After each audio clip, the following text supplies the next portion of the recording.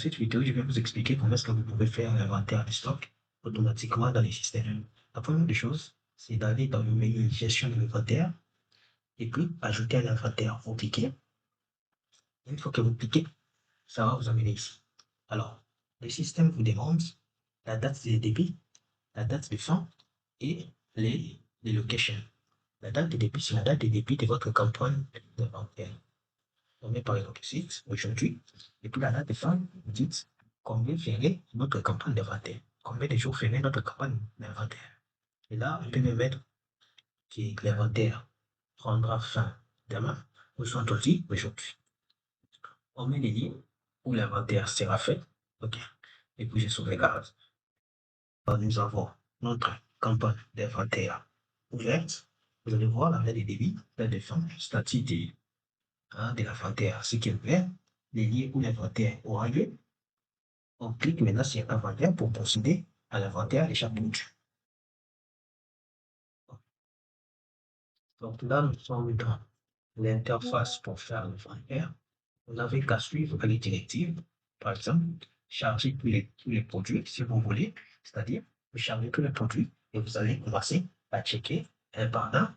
Ou soit, une fois que vous avez chargé les produits, vous pouvez charger l'inventaire de ces produits avec les stocks actuels au cas où il n'y a pas eu de modifications ou d'écart entre les stocks physiques et les stocks virtuels. Donc là, on cherche, par exemple, un produit.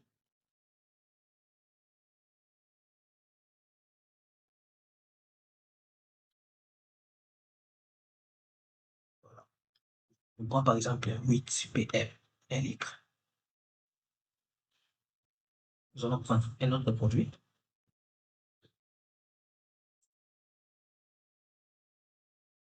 Donc là, vous voyez que les produits qu'on vient de prendre, 8 PM, 1 litre, est ajouté dans la liste des produits dont nous allons faire l'inventaire. On prend l'eau Derma claire. Donc on va faire pour des produits seulement, parce qu'il reste c'est la même chose. Et là maintenant, le système vous donne les stocks actuels qui se trouvent dans la base des données. Les nouveaux stocks, c'est les stocks que vous avez constatés après avoir inventorié ces produits. Par exemple, stock actuel, nous en avons 13. Et puis, quand on a inventorié, on a trouvé qu'on en avait 10. C'est exactement les produits qui donnent la différence de ce que nous manquons par rapport à la réalité et ce qui se trouve dans le système. Nous prenons par exemple les produits l'eau dermatologique RPM. Nous en avons 4 au niveau du système. Mais lorsqu'on a fait le checking au niveau du stock, on a vu qu'on en avait 7. Le système nous dit que 3 produits ont été rajoutés. Bon, je vais mettre pour différencier. Non, je mets 6. OK? Il nous dit que 2 produits ont été ajoutés dans les stocks physiques. Ici, quand on met moins, cela veut dire quoi? 3 produits non au niveau des stocks physiques. OK?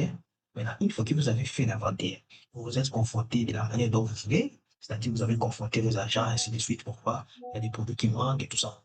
Alors, si c'est réellement les nombres que vous devez avoir, c'est-à-dire 10 et 6, ce que vous allez faire, ce n'est que sauvegarder.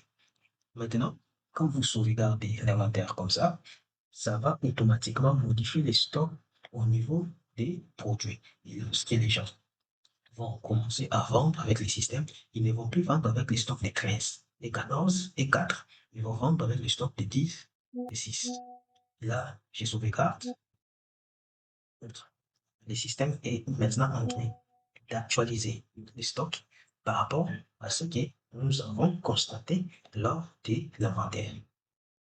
Et voilà, on dit que l'opération a réussi. Alors voilà.